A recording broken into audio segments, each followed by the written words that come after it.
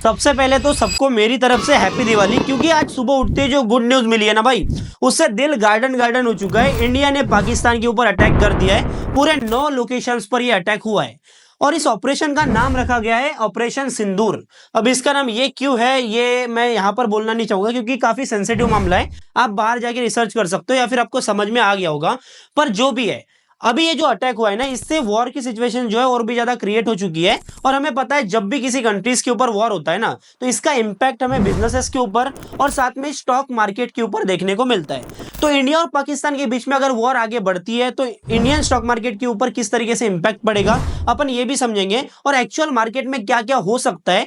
और ऐसी सिचुएशंस को देखते हुए क्या हमको मार्केट से निकल जाना चाहिए, कैश पर बैठना चाहिए, या फिर हमें क्या करना चाहिए, सारी चीजें हम इस वीडियो में समझने वाले हैं। इससे पहले कि अपन इकोनॉमिक फैक्टर और स्टॉक मार्केट के ऊपर बात करें, सबसे पहले हम समझते हैं कि एक्चुअल में हुआ क्या है, सिचुएशन क्या है।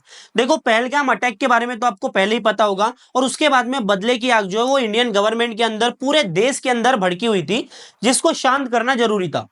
अभी कुछ दिनों के बाद में क्या होता है, मतलब अगले ही दिन यहाँ पर अपोजिशन के साथ में मीटिंग होती है, साथ में इंडियन डिफेंस सिस्टम के साथ में भी मीटिंग होती है। और वहां पर मोदी मतलब इंडियन गवर्नमेंट जो है वो फ्री हैंड दे देते हैं अपने मिलिट्री को, और साथ में एयरक्राफ्ट बोल लो, सारी चीजें जो है डिफेंस सिस्टम की, उनको फ्री हैंड होता है। देखो, ऐसा बिल्कुल नहीं होता है कि अगर मोदी चाहे कि भाई मेरे को पाकिस्तान के ऊपर अटैक करना है, हमारा देश चाहता है कि पाकिस्तान के ऊपर अपन अटैक करें, तो वो हो जाएगा, ऐसा बिल्कुल नहीं होता है। देखो, फ्री हैंड देने का मतलब ये होता है कि मिलिट्री अपना जो डिफेंस सिस्टम है वो सबसे पहले एनालाइज करेंगे सिचुएशन को, फिर अपना प्लान बनाएंगे और उस हिसाब से अटैक किया जाएगा कि कैसी सिचुएशंस क्रिएट करने के बाद में जो है हम अटैक कर सकते हैं। और ये सेम चीज हमको मॉक ड्रिल के रूप में देखने को मिली। मॉक ड्रिल 7 मई को, मतलब आज के दिन शेड्यूल किया गया था, जिससे पाकिस्तान को ये लगे कि मॉक ड्रिल होने के बाद में इंडिया अटैक कर सकता है। पर एक्चुअल में मॉक ड्रिल जब शेड्यूल किया गया 7 मई को, उससे पहले ही यहां पर अटैक हो गया, जिसके लिए भाई पाकिस्तान बिल्कुल भी रेडी नहीं था। ठीक है, तो इस तरीके से इंडिया ने पाकिस्तान के ऊपर जो है वो अटैक किया है। तो अभी फाइनली अपन स्टॉक मार्केट के ऊपर आते हैं। इस वाले वॉर का जो भी अटैक हुआ, इसका इंपैक्ट किस तरीके से पड़ा है। ठीक है, तो एक्चुअल में सबसे पहले हम ये समझेंगे कि गिफ्ट निफ्टी किस तरीके से यहां पर इंपैक्ट हुई है। अब देखो, निफ्टी तो आपको पता होगा, ठीक है, निफ्टी 50 आपको पता होगा, ये इंडेक्स है इंडिया की टॉप 50 कंपनियों का।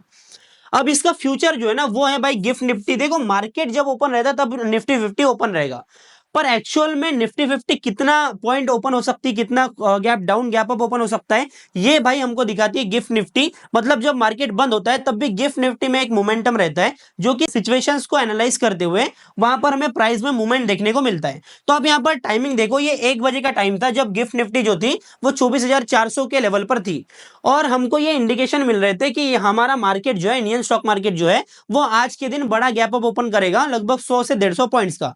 क्योंकि कल हमने यूके के साथ में जो है फ्री ट्रेड एग्रीमेंट साइन किया था, जो कि 3 साल से भाई पेंडिंग था, बायलैटरल टॉक्स चल रही थी, पर ये निकल नहीं पा रहा था, पर कल फाइनली निकला था, जो कि इंडियन इकोनॉमी के लिए, इंडियन स्टॉक मार्केट के लिए काफी बड़ी गुड न्यूज थी। ठीक है, तो इसके बाद में यहाँ पर थोड़ा हमें जंप देखने को मिला था गिफ्ट निफ्टी में। तो आज हमारा मार्केट ओपन होने वाला था बहुत ही बढ़िया गैप अप। उसके बाद में क्या होता है, जैसे अटैक की न्यूज निकल के आती है, यहाँ पर धड़ाम से गिफ्ट निफ्टी नीचे गिरती है। ठीक है, और ये भाई 24,100 के लेवल तक हमको यहाँ पर गिरावट देखने को मिलती है। मतलब 2 बजे जब ये अटैक हुआ था, उस टाइम के हिसाब से जो है वो निफ्टी आज बड़ा गैप डाउन ओपनिंग दिखाने वाली थी, लगभग 400 पॉइंट का। देखो, धीरे धीरे क्या होता है, धीरे धीरे सिचुएशंस बढ़िया होती है और यहाँ पर हमें गिफ्ट निफ्टी फिर से उसी लेवल पर आती हुई दिखती है। अब देखो, इंडिया ने पाकिस्तान के ऊपर अटैक भी कर दिया, फिर भी जो है वो हमारा मार्केट गिरा नहीं, और इसके पीछे का रीजन ये है कि मार्केट इसको ऑलरेडी अब्सॉर्ब कर चुका है। अब देखो, पहले तुम एक कंसेप्ट समझो। कोई मार्केट है, कोई मार्केट समझ के चलते कि फ्लैट है, कोई मार्केट साइडवेज है, ऐसा ऐसा ऐसा ऐसा जा रहा है। तो अगर सारी चीजें न्यूट्रल है, ना कोई पॉजिटिव न्यूज है, ना कोई निगेटिव न्यूज है, और मार्केट साइडवेज चल रहा है, अगर ऐसे में नेगेटिव न्यूज आ जाएगी तो क्या हो जाएगा, यहां से हमको ये गिरावट देखने को मिलेगी, ब्रेकडाउन पड़ेगा और ये गिरावट हो जाएगी। दूसरा सिचुएशन, अगर मार्केट बियरिश है, ठीक है, अगर मार्केट बियरिश है, कोई मार्केट बियरिश है समझ के चलो, और वहां पर एक अनसर्टन है, मतलब हमें कुछ पता नहीं था कि भाई कुछ हो जाएगा, और एकदम से वॉर की सिचुएशन आ जाएंगी, तो यहां पर जो मार्केट है गिरेगा। ये 2 केस समझ लिए। तो अब दोनों केस को ध्यान में रखते हुए आप मेरे को ये बताओ कमेंट में कि कौन सी सिचुएशन में मार्केट जो है ज्यादा तेजी से गिरेगी। साइडवेज मार्केट थी, उसमें थोड़ी बहुत स्ट्रेंथ थी, तो वहां पर जो है गिरावट कम होगी। वहीं पर बियरिश मार्केट है जहां पर ऑलरेडी जो इन्वेस्टर्स है वो फियरफुल है, तो मार्केट तेजी से नीचे गिरेगी। तो यहां पर अब तीसरा सिनारियो हम देखते हैं जहां पर हम है अभी देखो 16-17% का करेक्शन हमको देखने को मिला है, पर उससे मार्केट अंडर वैल्यूड हुआ है। साथ में अपन लॉन्गर टर्म टाइम फ्रेम पर देखें ना तो अपन अभी बुल रन में ही थे, अब तक बुल रन में थे, और ये एक करेक्शन है, छोटा करेक्शन है, और यहां से हम फिर से बुल रन में आने वाले हैं। और हमारा जो मार्केट है ना अभी के टाइम पर जो सारी चीजों को फैक्टर इन कर चुका है, ट्रेड वॉर बोल लो या फिर जो करेक्शन देखने को मिला था उसको कवर करते हुए हमारे क्वार्टर 4 के जो नंबर्स है ना वो अभी बढ़िया आते हुए दिखाई दे रहे हैं। तो हमारा जो मार्केट है मान के चलो ये है भाई अप ट्रेंड में, इस तरीके से हमारा मार्केट चल रहा है। अब ऐसे में अगर कोई नेगेटिव न्यूज आ जाती है तो क्या होगा? अब पहले तुम हमारा मार्केट को एक बार समझ लो। हम पहले सबसे पहले तो निफ्टी देखते हैं। निफ्टी 50 में मैं आ गया। यहां पर क्या हुआ, हमने रिसेंटली बॉटम बनाया 17-18% की करेक्शन के बाद में, मतलब मार्केट ऑलरेडी अपने फेयर वैल्यू से नीचे है। साथ में यूएस के साथ में जो ट्रेड डील इंडिया की चल रही है ना वो काफी बढ़िया चल रही है। तो ऐसे सिचुएशन में क्या होगा, मार्केट ऑलरेडी राइजिंग है, रिकवर कर रहा है अपने लोअर पॉइंट से। तो ऐसे में अगर नेगेटिव न्यूज आ जाती है, नेगेटिव इंपैक्ट मार्केट में देखने को मिलता है, तो आगे आने वाली जो रैली है ना वो डिले हो जाएगी। देखो मैं बताना इतना चाह रहा हूं कि इंडियन स्टॉक मार्केट जो है वो अभी बॉटम से रिकवर कर रहा है, ऊपर के साइड जा रहा है। मतलब मार्केट की जो डायरेक्शन है अभी ऊपर के साइड है, ऑल टाइम हाई तोड़ने की डायरेक्शन है, क्योंकि इकोनॉमिक सिनारियोज बढ़िया चल रहे हैं, हमारा इन्फ्लेशन कम हो चुका है, जिसके कारण आरबीआई के पास में विंडो है कि वो रेट कट करे, जो कि काफी ज्यादा पॉजिटिव है। साथ में हमारी अर्निंग्स जो है क्वार्टर 4 की वो भी बढ़िया आ रही है। ऐसे में जब मार्केट ऊपर के साइड है ना, और ऐसे में अगर कोई नेगेटिव न्यूज आ जाती है तो इसका एकदम से नीचे गिरना पॉसिबल नहीं है, क्योंकि इंडियन स्टॉक मार्केट में अभी काफी बढ़िया स्ट्रेंथ है। देखो जब भी किसी दो कंट्रीज के बीच में वॉर होता है ना तो सबसे बड़ा इंपैक्ट होता है उन दोनों के बीच के ट्रेड के ऊपर, एक्चुअल बिजनेसेस जो चल रहे होते हैं ना दोनों के बीच में उसके ऊपर इंपैक्ट पड़ता है। और इसी को एंटिसिपेट करते हुए जो स्टॉक मार्केट्स होते हैं ना वो नीचे गिरते हैं। अब देखो मान के चलते अपन एग्जांपल लेते हैं। पहला तो एग्जांपल है भाई इंडिया। मान के चलो कि इंडिया का वॉर हो जाता है चाइना के साथ में। अब देखो इंडिया चाइना को एक्सपोर्ट करता है थोड़ा बहुत, वहीं पर चाइना से हमारा जो इंपोर्ट है वो काफी ज्यादा है।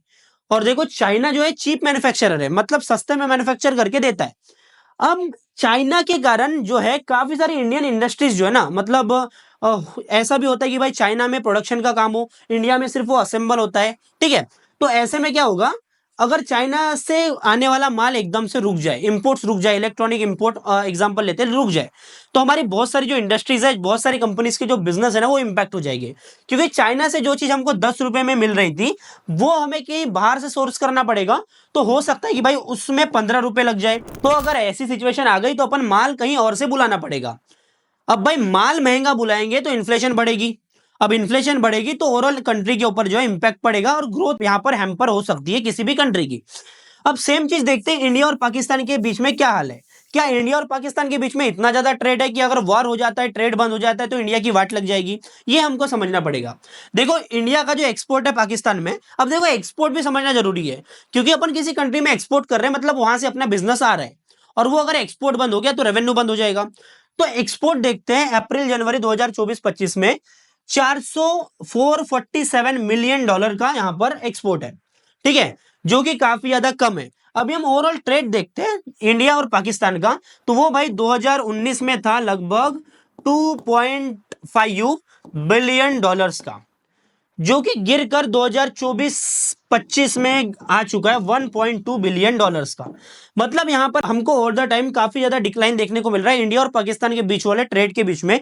और इसका रीजन भी है कि भाई वॉर की सिचुएशन काफी ज्यादा है, कॉन्फ्लिक्ट्स काफी ज्यादा है, तो यहां पर ट्रेड उतना बढ़िया हमको देखने को नहीं मिल रहा है। अभी हम ये इसको कंपेयर करते हैं टोटल ट्रेड को बाकी कंट्रीज के हिसाब से, मतलब इंडिया बाकी कंट्रीज के साथ में जितना भी ट्रेड करता है ना उसके हिसाब से ये जो नंबर है ना के बराबर है। अब देखो इंडिया पाकिस्तान के बीच में आगे वॉर होगा और मार्केट में क्या होगा हम सिर्फ प्रेडिक्ट कर सकते हैं, कंफर्म उसको बता नहीं सकते, पर एक्चुअल में पास्ट में क्या हुआ है अपन उसको एनालाइज कर सकते हैं, ठीक है। तो यहां पर देखते हैं इंडिया और पाकिस्तान के बीच में जब भी टेंशन बनी हुई थी तब एक्चुअल में मार्केट ने किस तरीके से परफॉर्म किया।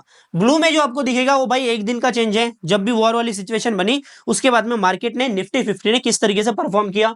और रेड में आपको देखने को मिलेगा एक हफ्ते के बाद का चेंज, मतलब अपन शॉर्ट टर्म में जो चेंज आया है ना मार्केट में वो देख रहे हैं। सबसे पहले हम देखते हैं 8 मई 1999 कारगिल वॉर हुआ था। यहां पर जो जिस दिन ये वॉर हुआ था ना भाई, लगभग 3% निफ्टी भागा था, और वहीं पर एक हफ्ते के बाद में 9% तक निफ्टी भागा था। और उस टाइम पे अपन जो है जो हर्षद मेहता स्कैम था उससे रिकवर कर रहे थे, उस क्रैश से, और अपन बुल रन में थे। देखो मैंने वही बोला, जब अपन बुल रन में होते हैं ना, तो ये जो वॉर्स वाली सिचुएशन है ना, ये उतना ज्यादा इंपैक्ट नहीं करती अगर हमारी इकोनॉमी मजबूत हो रही है तो, और बाकी जो एस्पेक्ट है ना इकोनॉमी के, वो हमें सपोर्ट कर रहे हैं तो। आगे हम देखते हैं, अटैक हुआ पार्लियामेंट के ऊपर। तो पहले दिन यहाँ पर 0.8% का, अब देखो ये वॉर के टाइम में जो गिरावट देखने को मिली है ना, 0.8%, 3% की जो गिरावट है, ये उतनी ज्यादा डेंजरस नहीं मानी जाती, तो इस बात को भी फैक्टर इन करना है। तो यहाँ पर -0.8% का गिरावट देखने को मिली थी, और एक हफ्ते में लगभग 2.5% की गिरावट देखने को मिली थी। उसके बाद समझौता एक्सप्रेस ब्लास्ट होता है, यहाँ पर हमको एक दिन में 1.38% की गिरावट देखने को मिली थी, एक हफ्ते में लगभग 5.5% की। मुंबई अटैक के टाइम पर एक दिन में ना के बराबर गिरावट है, और एक हफ्ते बाद 3.48% की गिरावट देखने को मिली थी। सर्जिकल स्ट्राइक में हमको कोई इंपैक्ट उतना देखने को नहीं मिला था। आगे पुलवामा अटैक में भी हमें ना के बराबर इंपैक्ट देखने को मिला था। अभी तुम एक बात समझो, यहाँ पर जितने भी हमको इंपैक्ट देखने को मिले ना, ये एक्चुअल में वॉर के कारण नहीं हुई है। मतलब आज इंडिया ने पाकिस्तान के ऊपर अटैक कर दिया, या फिर पाकिस्तान ने इंडिया के ऊपर अटैक कर दिया, सिर्फ इसी फैक्टर को कंसिडर करते हुए ये सारी चीजें देखने को नहीं मिलती है। साथ में इकोनॉमिक फैक्टर्स क्या है, अपना देश कैसा चल रहा है, देश किस तरीके से ग्रो कर रहा है, बाकी चीजें किस तरीके से सपोर्ट कर रही है, ये चीजें भी इंपैक्ट करती है। साथ में जो हमारे गवर्नमेंट होती है ना, उसकी दलीलें क्या है, उस हिसाब से भी ये मार्केट में हमको मूवमेंट देखने को मिलता है। हम एक दिन को कंसिडर करके कि आज इंडिया ने पाकिस्तान के ऊपर अटैक कर दिया, इससे कंक्लूजन नहीं लगा सकते कि मार्केट कितना गिरेगा या फिर कितना नहीं गिरेगा। तो फाइनली एकदम शॉर्ट में मैं आपको कंक्लूजन बताता हूँ और अपना ओपिनियन भी बता देता हूँ, ठीक है। इसके लिए अपन निफ्टी का टेक्निकल देखेंगे। निफ्टी टेक्निकली अभी जो है रिवर्सल फेज में है, यहाँ पर पूरी तरीके से रिवर्सल कर रही है, हायर लो हायर हाइज बन रहे हैं, और यहाँ पर ट्रेंड रिवर्स हो चुका है। यहां से कोई भी बोले कि भाई 18,000 का लेवल देखने को मिलेगा, पर मैं मानने को तैयार नहीं हूं। यहां पर हो चुका है रिवर्सल, और इस रिवर्सल को सपोर्ट कर रहे हैं यूएस का, इंडिया और यूएस की ट्रेड डील, जिससे कि ट्रेड वॉर का जो इंपैक्ट है वो इंडिया के ऊपर से हट चुका है। इंपैक्ट क्या हटा है भाई, ये ट्रेड वॉर जो इसने चालू किया है ना, उससे इंडिया को फायदा है। एप्पल इंडिया में मैन्युफैक्चर होगा अभी ज्यादा, मोटोरोला मैन्युफैक्चर होगा, हमारे डिक्सन टेक को फायदा मिलेगा, वारी एनर्जीज को फायदा मिलेगा। भाई साउथर्न ईस्ट कंट्रीज का जो इंपोर्ट है, सोलर इंपोर्ट, उसके ऊपर फट्टे हाल टैरिफ लगा दिया गया। ऐसे में इंडिया की जो मैन्युफैक्चरिंग कैपेसिटी है ना, वो एक्सप्लोर होगी, इंडिया में मैन्युफैक्चरिंग बढ़ेगी, इंडिया ग्रो करेगा। दूसरी बात, यूके और इंडिया की फ्री ट्रेड एग्रीमेंट हो गई, इंडिया का ट्रेड बढ़ेगा। 3 साल से अपन बात कर रहे थे, आज वो पूरा हो गया। तीसरी बात, इंडिया में इन्फ्लेशन काफी ज्यादा कम हो रहा है। इन्फ्लेशन कम होता है तो रेपो रेट कम होता है। 6% के ऊपर अभी रेपो रेट है, और उसके पास में विंडो काफी बड़ी है कि वो 5% पर भी एटलीस्ट आ गया ना, तो इंडिया का फाइनेंशियल सेक्टर फटेगा। और जब ये फटेगा तो निफ्टी भी फटेगी और ऑल टाइम हाई टूटेगा, और डेफिनेटली इंडियन स्टॉक मार्केट में हमको रैली देखने को मिलेगी। तो इतना ही है भाई, वार हो जाए कुछ भी हो जाए, मैं तो मतलब गिर जाने दो अगर मार्केट गिर रहा है तो, पर पाकिस्तान की मार के रखना है, ठीक है। तो यही अपना संकल्प अपने दिलों में रखते हुए, इतना टेंशन नहीं लेने का है। मार्केट वार्केट का क्या है, जो भी होता है मैं आपको बताऊंगा। बाकी दिल में दिमाग में कोई भी सवाल है, कमेंट में जाओ, लिखो, उतारो उसको, मैं रिप्लाई करूंगा। बाकी ऐसी है, मार्केट से अपडेटेड रहना है तो वेल्दी फाइट को भी इंस्टाग्राम पर फॉलो करना, और यहाँ पर सब्सक्राइब करके बेल आइकन कॉल पे सेट कर दो, ताकि नोटिफिकेशन आपको जल्द से जल्दी मिलते रहे। मिलते हैं अगले वीडियो में। बाय बाय, जय हिंद, भारत माता की जय, हैप्पी दिवाली।